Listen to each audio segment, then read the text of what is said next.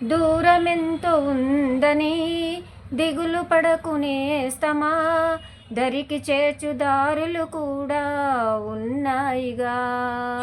భారమెంతో ఉందని బాధపడకునేస్తమా, బాధ వెంట నవ్వుల పంట ఉంటుందిగా. సాగర మదనం మొదలవగానే విషమే వచ్చింది, విసుగే చెందక కృషి చేస్తేనే అమృతమిచ్చింది. అవరోధాల దీవుల్లో ఆనంద నిధి ఉన్నది, కష్టాల వారధి దాటిన వారికి సొంతమవుతుంది. తెలుసుకుంటే సత్యమిది, తలుచుకుంటే సాధ్యమిది.